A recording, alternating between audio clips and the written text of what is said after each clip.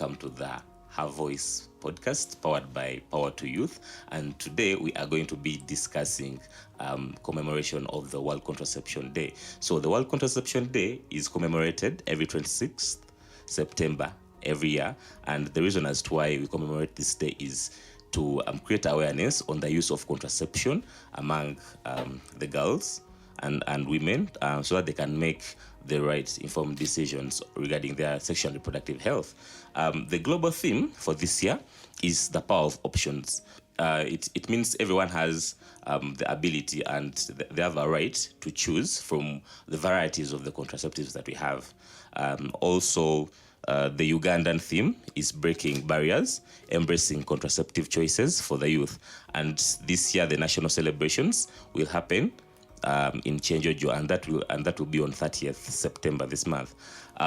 Your host today, I'm called Josh, and together with me are two beautiful ladies who are going to be dissecting the different issues or concerns regarding contraceptives. So welcome to the podcast, ladies, and can you please introduce yourselves? Thank you very much.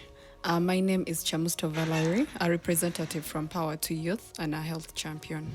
Okay, thank you, Valerie. Yes. Thank you. My name is Rose Mahoro. I'm a public health specialist and a sexual reproductive advocate and a champion. Thank you. So I'll start with Rose. I know people hear about contraceptives and contraception. In simple terms, just using layman's language. I don't want you to use the complex language that we usually hear from people in the SRHI world. Just break down what contraception is and just give us a highlight. I'll start with you. Thank you, Josh, for a great introduction. In a layman's language, contraception or contraceptives are methods of family planning, or these are methods that prevent pregnancy, or it's a device that one puts in herself or one gets in order to prevent pregnancy. So there are quite a number of contraceptive methods, such as pills. We have the short term, the long term, and then the permanent family planning methods. So we have the pills, those are short terms, condoms, emergency contraceptives. We also have injectables, those are for 3 months. And then we have long-term family planning methods, which are the implants. We have those of 5 years and 3 years. We have an IUD. Most people call it a coil or a kaweta in Luganda. So it's for 10 years or 10 to 12 years. And then we have the permanent family planning methods, that is a vasectomy for men and tube ligation for women. The bit about the long-term methods of family planning is whenever someone wants to get pregnant again or wants to have a child, she's free to go to a clinic or a hospital, have it removed. Okay, thank you so much. That is a very good insight on contraceptives. I hope our listeners and viewers will be able to, are now able to differentiate the different types because Rose has tried to break them down. So I want to come to you, Valerie. Please try to make me understand. There's always this thing of young people should not have access to contraceptives. So can you try to highlight on, is there a specific age or what you think about young people and contraceptives? Okay, thank you very much, Josh, for that question. As me, I think family planning should not be limited to any age, as long as someone reaches the age of the reproductive age. That's what I can say. So I don't think family planning should be limited in any way, because when you look at family planning, it is helping someone not to get the unwanted pregnancies. Yes. And that applies to both, either you're married or you're not married, as long as you're of reproductive age, which means you can still get pregnant and give birth. So I think the perception of the community has to really change. question. The fact that people think that family planning should not be given to the youth, which is wrong. Yes, I think it should be left to as long as someone reaches the age of the reproductive age. How easy is it for a young person to access contraceptives? Just like I told you, the society has really made it very hard for young people to really access these services. So in short, you don't have an enabling environment. Yes, the environment has really become so hard for youth to go freely to the clinic or any other facility to really freely ask for these services. Okay. Yes. Okay. Yeah. Thank you so much. So coming back to yours, there are so many myths and misconceptions surrounding contraceptives.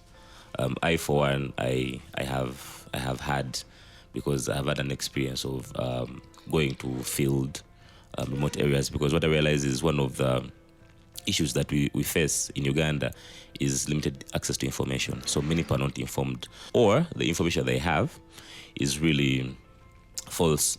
So are there any misconceptions that you've had as an SRHR advocate, and I want you to break down the myths, because some people have different perceptions and others actually misuse the contraceptives? Thank you so much. There are quite a lot of misconceptions around family planning methods. So many people think, if they use a method of family planning, they won't get pregnant again. Family planning causes infertility. Well, that is a myth. It doesn't cause infertility. Family planning, once a person uses a method of family planning, it's about when you want to have another baby or when you want to get pregnant. So after some time, you go to a health facility, get it removed, you're pregnant, your fertility will get back. Others think family planning methods cause cancer.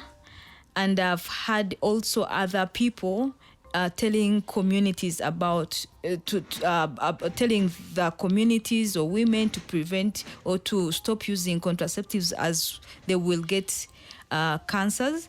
That is also not true. The contraceptives do not cause cancer. Others think if one uses contraceptive, mostly the men, that their women or their girlfriends are actually cheating. And that has caused a lot of gender-based violence in homes. So if one has 2 children, and some people do have difficult births, for example, C-sections.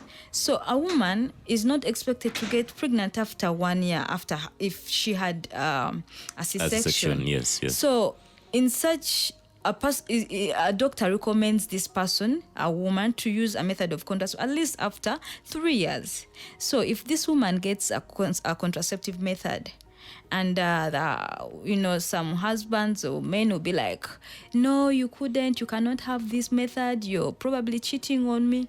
So informing the public, mostly engaging the men and the boys about these methods of family planning, how they work, the importance of family planning in the well-being of women and families, the importance of the whole contraceptive, every method. You talk about every method of family planning. You talk about the importance of contraceptives in families, in the communities. In short, it's called the gender transformative approach. Exactly. So that will improve the understanding of these methods. That this will improve men's knowledge on contraceptives, and hence people will start taking on methods. Some women do not actually take on methods because they fear husbands. They fear their husbands that probably they might kill them, beat them up, And then you talked about emergency contraceptives, yes. Not every time, and then you can't have an emergency every day, really. And people take them as if they're taking groundnuts, by the way. It's not safe. It's not safe. For any it's so other bad. person using an emergency contraceptive as a method of family, like every other time and then, is not safe. It's actually better if at least one took 1 pill in a month. Yeah. But then if you happen to have regular sex, actually most people I feel they shouldn't join, they shouldn't get a method of family planning because they think I visit my boyfriend over the weekend or once in a while, infrequent sex. I would love to encourage you that you better join a method of family planning that is safe for you and your body. Yeah. Thank you so much, Rose, for that good insight. So now coming to you, Valerie, realize that the uptake of family planning is not good according to the statistics. It's not good in Uganda, and we had achieved. We had reached somewhere as a country, but then there's a backlash that was brought by the COVID lockdown. We saw stockouts, people could not move, and then that's when we realized many young adolescent girls and young women got pregnant, unintended pregnancies, because they continued to engage in risky sexual behaviors, maybe because of limited knowledge, but also they could not access family planning methods. That is why these things happened. So, as a Power to Youth champion, what are you doing to ensure that young people have access to family planning? Okay, thank you very much for that question. We are currently doing a lot of community mobilization and sensitization, yes, on family planning methods, and trying to also remove this myth and misconceptions on family planning. Just like she said, there are a lot of myth and misconceptions, and that is one thing that is really limiting the community members from accessing these services, mainly the young people. And then also, we have also done this awareness creation on family planning. Yes, we are, because most times we think that the young people actually know these things, but they don't know. They don't, yeah. Yes, because really people's focus have been put on the married people, and they've been put on a certain age group, and they're leaving out the youth, you know. Yes, so we are creating this awareness in the community, telling them, you know what, there are always these methods. You can always take this up. You can always use this, and it can prevent you from from having the unwanted pregnancies. And also we have tried carrying out recreational activities. Now, like Power to Youth, we have a youth hub. Yes, at the offices, we have a youth hub. Like we bring youth up, and we have maybe like a fire camp, and then discuss some of the issues that are affecting the youth, and then maybe, you know, like have some music and dance. But we do this in line to maybe a specific cause. Maybe if it is menstruation, then we do it in line to that, you know, because at the end of it, we are trying so hard to stop the teenage pregnancies, the unwanted teenage pregnancies. And then also we can have like sports events. Once in a while, we come up with those sports events, and then we call upon the youth to come and participate. In this participation, actually, we're trying to share some sexual reproductive health information. And then also once in a while, we can have like other youth hubs coming to our hub, or us going to their youth hub, like exchanging of, okay, like what is happening there that is not happening here? Like what are you doing there that we are not doing here? So it's a matter of sharing, you know, like how can we work this out? Yes. Okay. Thank you so much. You actually, now you've interested me. I would love to attend one of them. I'm not a young person anymore. Okay. But there are some. I didn't have an opportunity to engage in certain activities, but I would love to come and see what you guys are doing. Maybe I can recommend my nephews and nieces to come, or even my neighbors' kids where I stay. Yeah. So coming to you, Rose. As an advocate, as you're talking to the people, have you encountered anyone who has been, who is a victim of violence because of family planning? And anyone else out there, how can they communicate to their partners? Because the violence usually comes because of this small misunderstandings. Which approach can someone use to eliminate such a violence related to family planning? With family planning, literally or ideally, one should be able to decide when, how, which intervals, you know, when, when to get a child, or some people do not even want to have children. Yeah. So it should be a personal choice. If you're married, it should be a couple's choice. Yeah. But we find most of the time couples do not agree. It's most of the time it's not a mutual agreement. So that causes fights in families. However, what we should do as advocates, as SRH champions, we should go out there, educate the people about contraceptives, about use of family planning, about SRHR. Yeah. Mostly the men. Yeah. We seem not to involve the men in our campaigns. Involving men in our campaigns helps us to reduce gender-based violence related to contraceptives uptakes. So if you involve a man, if you have a man, if we get to those centers that drinking what centers where those guys come the and bars. see the bars, and then that those also, when you go to the village, there's a place where they sit to take their local beer. I don't know. I don't know. Yeah. Yes, So when we go people when from we the- penetrate, from when the you east, go yeah. down deep to those communities and tell people about contraceptives, we tell them about the importance of contraceptives. This information is going to be used in their homes. They will actually be the advocates in their house. They'll be like, you have many children. We don't have land, or we don't have this. We can, let's take on a method of family planning. But if we concentrate more on women, we might fail to achieve what we want. One, if you involve both parties, you're going to reduce gender-based violence. You're also going to increase the uptake of family planning method. You're also going to impact the economy. We lose so much on teenage pregnancy. Teenage pregnancy comes with so much. Yeah, Yes. It comes with complications. It comes with maternal mortality. It comes with infant mortality. It comes with so much. Yeah. So as a country, we also benefit in terms of our economy, in terms of our economy. And then what we should do, the other thing we should do is engaging radio talk shows. Go to the radio talk show, talk about these things. Talk about things that people are not comfortable hearing. Yeah? Talk about the myths and misconceptions. Most people do not actually want to use a method because of the misconceptions they have. Yeah. Talk about the side effects. We might give you a method of family planning, but we've not addressed the side effects. Yes. Talk about this. Let the people know that if I use this method of family planning, I'll actually get this side effect. But if I get this side effect, what do I do? Which centers do I run to? There are quite a number of facilities that one can go to.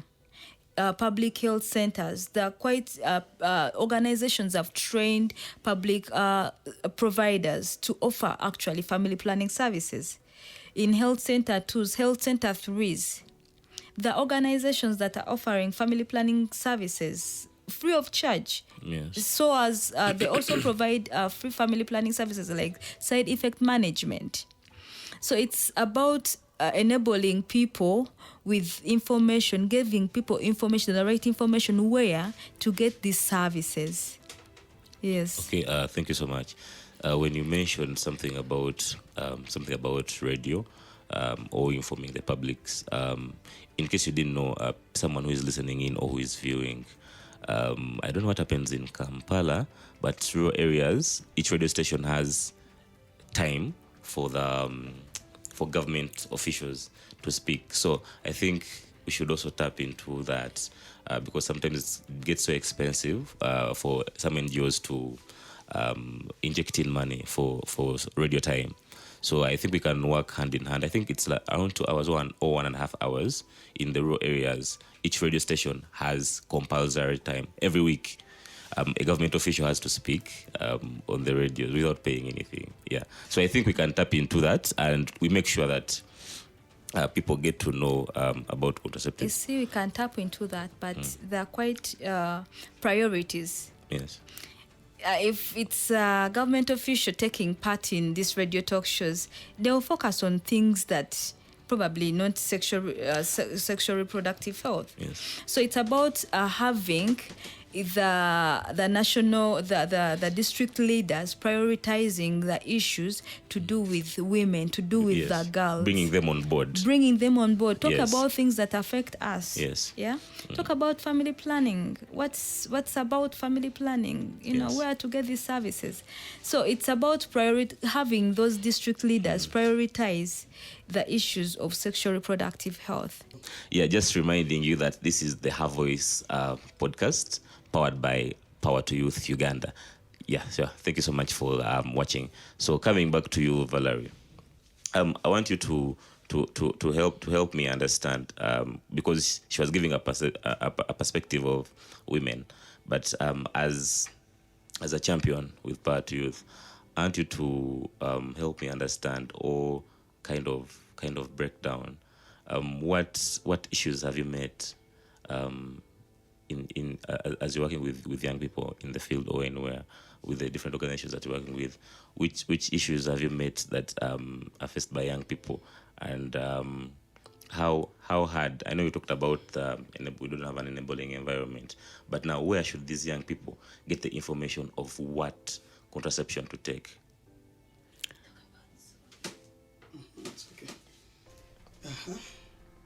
Okay, thank you very much again. Outside there, the youth are really going through a lot, and they're going through a lot of problems just because, like, they don't have they don't have a voice to air this out. But the youth are facing a lot of problems, let me say, like the teenage pregnancies. They are experiencing a lot of this.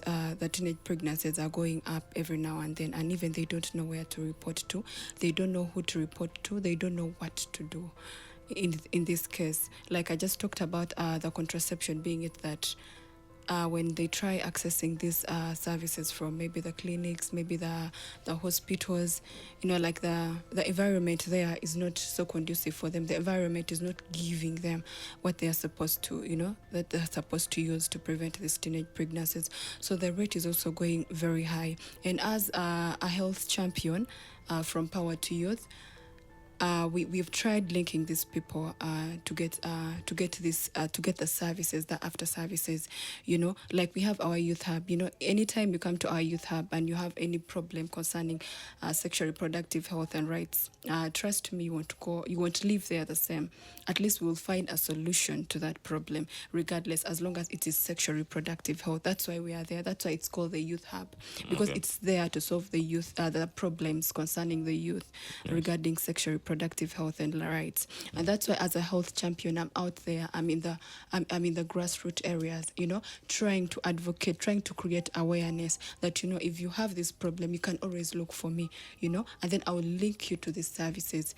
Because now, being a health champion, me mostly, my focus is in the grassroots areas. Oh, yes, the slum areas. Yes. And these people actually, the grassroots in there's Kampala, no Kampala? in Kampala mainly. Kampala, okay. Yes. And now these people, there is no way that you're going to tell them, what, we have, maybe our organization is maybe in Bukoto, or maybe you can always go to, let's say, maybe reproductive health or anywhere, because, like, these people want you to bring the services closer to them, if not give them a helping hand. Take them to where these services are. You're just not going to send them and you think they will have these services, You have to take them where they are, or bring these services closer to them. So that is what we are trying to do as Power to Youth. Yeah, because actually I was going to ask, because I'd asked about where can they get the information, but the next question was going to be how can they access, are there like clinics that you work with? Because now you've mentioned that these people want the services to them. Are you guys carrying out outreaches? I want you to kind of break that down, like let us know. Okay, so currently we are doing like I said, we are carrying out those outreaches, the community sensitization and mobilization. So in those community sensitization and mobilization, that's when you speak to them about the sexual reproductive health in general. And this is when these people can come out and tell you, what, this is what I'm experiencing, or this is what my friend is experiencing. Most of them will tell you something in perspective to their friend. Some of them fear telling you this directly. They're not open. They're not very open. Yeah. But the more you get involved with them, they open up and tell you this. So we are carrying out these community sensitizations, and this is when they come in and tell you know what, this is what I'm experiencing. How can you help me? So we already have at least there are those government facilities that I'm cross-working with, that I can link them, and also Reproductive Health Uganda, one of the consortium partners of Power to Youth Uganda, has clinics all over Uganda that these young people can go and access these services. Okay. Yes, mainly on teenage pregnancy and other sexual reproductive health services. And also, we have adolescent center in Bale, where the youth can freely go anytime and access these services. Yes. Okay. Thank you so much. So coming to Euros, there's this incident of family planning use, which I've had. Of course, I've had it around. People always say, I can give an example of you too. Valerie can be like, I use Cyanopress, and then since she uses Cyanopress, another person also goes to a health worker, and they also tell them, they tell them that please give me Cyanopress, without knowing why Valerie uses Cyanopress. So can you tell us who makes the choice for the young people to access contraceptives, and how best can the misuse, like what I mentioned, the misuse be addressed? Well, I will start with the last question. Who makes a choice for the young people regarding contraceptives? No one should decide for a person. Yeah? It should be someone's decision to make a choice which method of family planning I'm to use. When a young person goes to a clinic, or anyone or a woman goes to a facility and asks for a particular method of family planning, it's very, very important for a health worker to explain a particular method to this person. For example, Valerie will come to, I'll be using a method of family planning, for example, an implant of 3 years. And it's really good for me. Yes. And Valerie will use and gets side effects such as bleeding. Yes. And also, she before getting a method of family planning, one is assessed by a health doctor, by a health worker. They assess this person's medical history. For example, a person with high blood pressure might not use an implant, but will use an IUD. So it's very, very important for a health worker to discuss a particular method in detail. Yes. What is this person eligible to this method of family planning or not? Yes. Other than a person comes, I want a Cyanopress, and you just give. I'll just give, yes. That is not ethical. It's better you give information after the client getting information. Let them choose, according to how I stand, how with my health is, my body is. I think this is good for me. Yes. Other than a person, just giving it to you as you requested. Let them give you also let the package be, you want a method, the package is, let me give you information about this method you want, and then later on, I tell you the side effects of this, possible side effects of this method. There are those that are managed. Yeah. For example, if you have an IUD, a coil for a woman. Yes, akaweta. Yes. A person will get uncomfortable pains, like those mild pains, for a few days. But then if the pain gets too severe, it's better for a person to go to a health center. So if a person is explained to about these methods of family planning, the side effects, the possible side effects, where to go in case of anything, they're able to make a wise decision regarding their reproductive health. Okay. Maybe just to add on that. Yes, please. In most cases, when people come to the facility, I think also ranging on how long they want to take to give birth is also important, because someone really comes to the facility and they're asking for an injector plan or Cyanopress. Cyanopress is for 3 months, and really they want to prevent a pregnancy for 2 for 2 years, and then someone comes in and wants an injector plan or a Sayana press of 3 months. You see? So that's when you can recommend. Yeah, that is also when you can recommend and an be like, you know implant. what? Yes, you recommend a long term, instead of using that short term. But Yes. also, we as a country, I think there are challenges regarding to the uptake of these methods of family planning. Some of these challenges are inadequate health workers at the facilities. Yeah, a person he has a line of 50 people who are in need of family planning methods, but there are probably only 3 or 2 at the facility. So you would find this person having no time to explain in details about this method of family planning. So he will or she will give a particular method depending on the client's need. I want a method of family planning. Okay, without taking time. A person should spend about 5 minutes with a client, a client and a patient, at least 5 minutes, talking about these methods of family planning. Some have issues. It might take as well as 10 minutes. Healthcare is quite different than any other services. Come and take and I give. Yeah, healthcare is quite different, mostly when it comes to reproductive health. Yeah, so these services are quite are unique in their own way. Yeah, it's not about I have malaria, okay, let me just test and you have to explain to the client what they're going to use, what is it for, and everything in that regards. We also have a challenge of stockouts.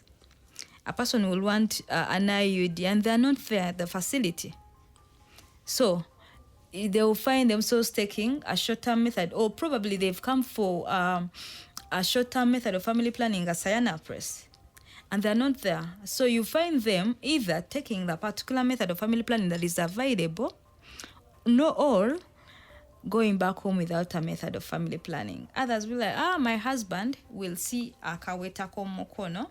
So to avoid fighting with him, let me just go home. So that period of time, without using a method, waiting for these methods to be brought at a facility, that is enough time for this person to get pregnant. Yeah.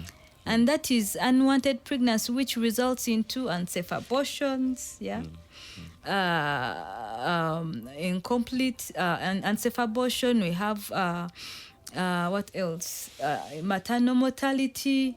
We have so many complications in that regard, especially if it's a pregnancy that is not planned. Okay, thank you so much to the listeners and those who are watching us. This is the Her Voice podcast, powered by Power to Youth. Yes, so as we come to a conclusion of a very nice discussion, meanwhile, to conclude, it was really interesting, and probably when I get a wife, I will be able to dissect contraceptives because of Rose and Valerie. Yeah, so as we come to a conclusion, our podcast is focusing on commemoration of the World Contraception Day. This goes to both of you, but Valerie, you answer first.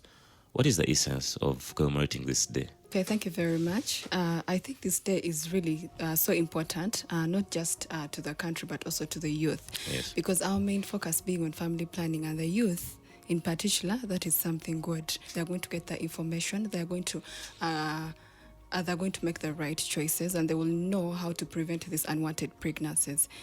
Okay. Thank you so much, Valerie. So coming back to you, Rose, as an SRHI advocate. Well, this day is really special, mostly now in Uganda, where our population is quite skyrocketing. That high. Well, this day centers around the vision where every pregnancy is wanted, and I am seeing this day as an event where people are going, where it's a platform where people are going to create awareness for these methods of family planning contraceptions, to enable young people, mostly young people, to make informed decisions about their sexual reproductive health. And I like the fact that right now this year's theme is focusing on the young people. So I'm hoping that during the commemoration, people are going to create more awareness. They're going to engage the young people in regards to reproductive health, and I'm hoping that after that, young people will make their own choices regarding their reproductive health. I'm also hoping that we engage leaders who are very vital in decision making. For example, the religious leaders, the cultural leaders, they have a very big say in our uptake of these services. If they say no, most of the time, I don't know how many times you go to church and your pastor says, talks about contraception. But if we have people actually SRHR in general, many religious leaders shy away from that. But if we use this platform to also encourage religious leaders, cultural leaders to use their different platforms to create awareness about SRH services, that would be a great one. Thank you.